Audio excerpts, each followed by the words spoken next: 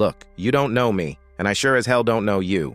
That's probably for the best. But if you're seeing this, if this file somehow popped up in your recommendations or got sent to you by some shady, half-forgotten email address, then you're already in it. You just don't know it yet.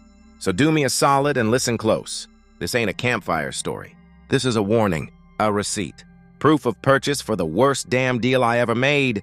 And let me tell you, I've made some stinkers. It all started with the silence. Not the peaceful kind. Not the quiet of a sleeping house or a late-night drive. This was a presence. A thick, woolly quiet that soaked up sound like a sponge. I first noticed it in my apartment. This two-bedroom coffin on the third floor of a building that had more roaches than residents. I'd be watching some dumb movie, something with lots of explosions, and for a split second, the audio would just dip, not cut out. It'd get soft, like the TV was suddenly at the far end of a long hallway. Then it'd snap back. I blamed the wiring. This whole city is held together with spit and wishful thinking, so bad wiring's a given. Then it was the fridge. The hum I'd heard my whole adult life. The soundtrack to midnight snacks and 3 a.m. existential crises just stopped one night. I jerked my head up from my laptop, my heart doing a little tap dance against my ribs.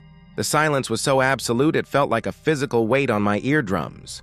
I got up, padded into the kitchen, and stared at the damn thing. Dark, dead. I yanked open the door, a wave of warm air smelling of old lettuce hitting me.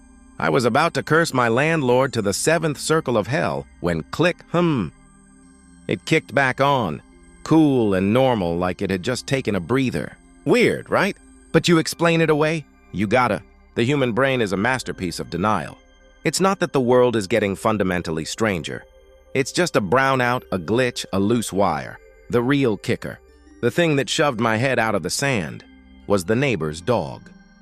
Mrs. Gable in 3B had a little yappy thing, a dust mop with eyes named Gizmo.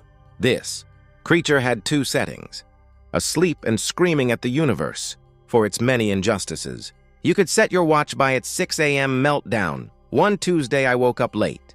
The sun was already high, painting my filthy floorboards with stripes of light. I lay there blinking, waiting for the familiar panic of oversleeping to set in. But something else was setting in first. That silence, that heavy listening silence.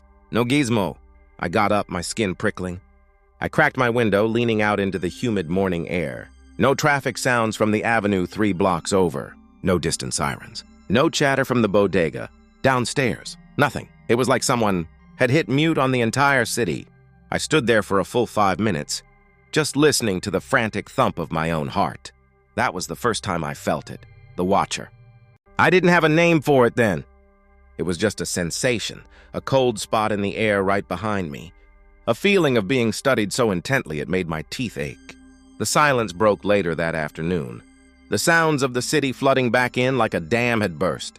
A car alarm blared, a helicopter thwumped overhead, and from 3B, Gizmo started up his usual, blessed psychotic yapping. I nearly wept with relief. I told myself I was cracking up, stress, too much cheap coffee and not enough sunlight. But I knew. Deep down in the lizard part of my brain that remembers what it's like to be prey, I knew. That's when the rules started. They didn't appear written on a wall in blood or anything cinematic like that. They just crystallized in my mind, fully formed, like I'd always known them but had just forgotten. Rule 1, it feeds on attention. Do not acknowledge it directly. The first time I broke this rule, I was taking a shower. The steam was thick, fogging up the cheap glass door. I was rinsing shampoo out of my hair when I felt that cold spot again, right outside the curtain. This time it was stronger. A shape, a tall, impossibly thin silhouette blurred by the frosted glass. My breath hitched. The water beating down on my skull suddenly felt like 1,000 freezing needles. "Hello?" I croaked, my voice trembling. The moment the word left my lips, the water turned to ice, not cold. Ice. A solid, slushy stream that slammed into my head and shoulders, knocking me to my knees. I gasped. The air punched from my lungs. The shower curtain rod bent inward, the plastic rings screeching as something heavy leaned against it. I squeezed my eyes shut, curled into a ball on the cold porcelain, and just waited. I don't know for what. For the end. For the ice to thaw. After what felt like an eternity, the water sputtered. then resumed its normal warm flow. I was shivering uncontrollably, my lips blue. The silhouette was gone. I had acknowledged it. I had given it a foothold, and it had pushed back. Rule 2, sound is your anchor. Fill the void. I became a connoisseur of noise. I bought 3 white noise machines. I left the TV on 24/7, tuned to the most mind-numbing, cheerful channels I could find, game shows, infomercials, daytime talk shows. I played music constantly, loud, aggressive stuff with a heavy bass line that I could feel in my bones. The silence was its playground, its feeding ground. I had to deny it that. It hated the noise. I could feel its displeasure like a drop in barometric pressure before a storm. Lights would flicker in time with the music. The TV screen would sometimes warp, the smiling faces of the hosts stretching into grotesque, silent screams for a fraction of a second before snapping back to normal. Once, while a thunderous rock song was playing, all 3 noise machines simultaneously shorted out in a puff of blue smoke and the smell of burnt plastic. The music from my speakers distorted into a low, guttural growl before cutting out. The silence that rushed in was vengeful, aggressive. It felt sharp. I fumbled for my phone, my hands shaking so bad I could barely type. I pulled up a video of a jet engine, maxed the volume, and hit play. The roaring filled the apartment, a glorious, deafening wall of sound. The oppressive feeling receded, grumbling like a predator driven back from a fire. Rule 3, it mimics. Trust nothing you hear. This was the worst one, the one that truly unspooled me. It started with my mom's voice. A phone call late at night. My screen lit up with her name, her picture smiling up at me. I answered, relief washing over me. "Hey, Ma." "Honey?" Her voice was thin, stretched. I'm at your door. Can you let me in? It's so cold out here." My blood went cold. My mom lived in Florida. She was 1,200 miles away, probably watching reality TV and complaining about the humidity. "Ma," I whispered. "Please, sweetie, just open the door. I just saw something awful." Her voice hitched, a perfect imitation of her scared sob. It was her, down to the little catch in her breath she gets when she's really upset. I was halfway to the door, my hand outstretched for the deadbolt when I froze. Rule 3, trust nothing you hear. I crept to the door and looked through the peephole. The hallway was empty, dim and utterly empty. "I'm right here, baby," her voice pleaded from the phone. Now a frantic whisper. "Why won't you let me in?" I hung up. My hands were slick with sweat. The phone immediately rang again. Her picture, her name. I declined the call. It rang again, and again. On the 4th call, I answered but didn't speak. The voice on the other end changed. It dropped the pretense. It was still my mother's vocal cords. But the tone was all wrong. Flat, ancient, hungry. "Let me in." I threw the phone against the wall. It shattered into a dozen pieces. The ringing stopped. That's when I learned it wasn't just confined to my apartment. It was in the wires, in the signals. It was everywhere the silence could reach. The days bled into a nightmare routine. I was a prisoner in my own home, kept company by a cacophony of manufactured sound, jumping at every flicker of light, every creak of the floorboards. I lost my job, stopped answering calls from real people. I looked like hell, sunken eyes, pale skin, trembling hands. I was starving it of the deep, terrified attention it craved. But the effort was starving me too. I was a twitching, paranoid shell. The final act began with a different sound. Not a mimic, not a silence. A real sound. From apartment 3C across the hall.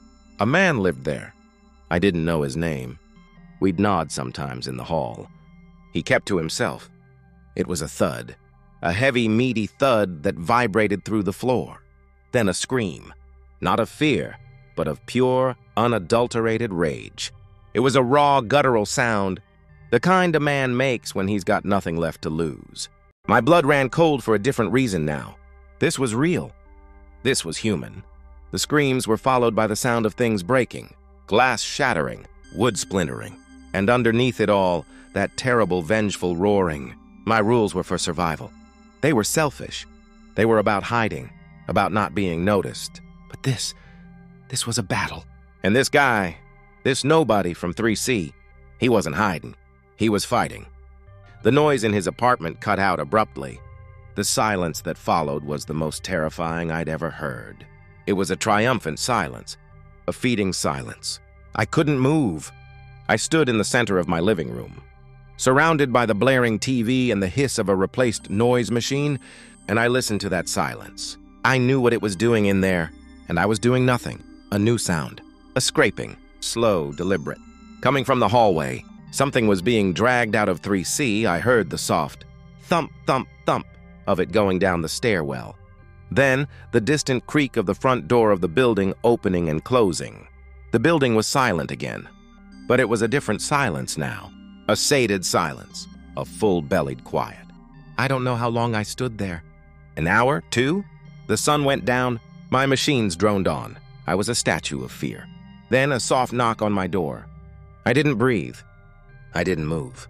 The knock came again, polite, gentle. It was using a new trick, a subtler one. "Hey, man," a voice called out. It was his voice. The guy from 3C. He sounded tired but normal. "You in there? Look, I think I had a bit of a meltdown. Sorry about the noise. You okay?" It was perfect. The slight rasp, the cadence. It was him. I saw something. "In there," the voice continued, dropping to a confidential whisper. "Something bad. I think we need to talk. We need to get out of this building." My eyes darted to the peephole. I knew Rule 3, trust nothing you hear. But what if he had survived? What if he had fought it off? What if we could fight it together? Hope is a poison. It gets in your system and shuts down all your defenses. It makes you forget the rules. I took a step toward the door, then another. My hand, trembling, reached for the deadbolt, and I stopped. Because I remembered the last rule, the one I'd figured out the night it used my mother's voice. The rule that wasn't about survival, but about its nature. Rule 4, it can't open a door by itself. It always has to be invited. It needed me to turn that lock. It needed me to break the seal. It had tried terror and mimicry and silence. Now it was trying the one thing I had left, camaraderie, hope. It was on the other side of that door. I could feel it. Not a man, not a ghost, a concept given form. A predator that fed on fear and needed permission to enter its prey's final sanctuary. I leaned my forehead against the cool wood of the door. "I know it's you," I whispered, my voice cracking. The silence from the other side was absolute. The friendly pretense vanished instantly. Then a new sound started. A faint, dry scraping, like a long, thin fingernail being slowly, patiently dragged down the length of the door from the top to the bottom. It was a sound that bypassed the ears and went straight into the spine. It did it again and again. I slid down to the floor, my back against the door, and put my hands over my ears. I couldn't block it out. It was in the wood, in the vibrations. It was the sound of being marked. That was 3 days ago. The scraping stopped after a few hours. The silence has returned, but it's different now. It's patient. It's waiting. It knows I'm running out of things to make noise with. The batteries in my devices are dying. My voice is gone from screaming over the silence. I'm so tired. I'm writing this down because I need someone to know. This isn't a story. It's a receipt. I bought my life with these rules, and the price was my sanity, my world, everything. It's not just in my apartment. It's not just in this building. It's in the spaces between things, in the quiet moments you don't even notice. It's the dip in the conversation, the pause between songs on your playlist, the second of black between scenes in a movie. It's the silence, and it's hungry. So if you're reading this and your lights flicker, don't look. If you hear a voice you love calling from an empty room, don't answer. If the world goes quiet, for the love of God, make a sound, any sound. And whatever you do, don't open the door.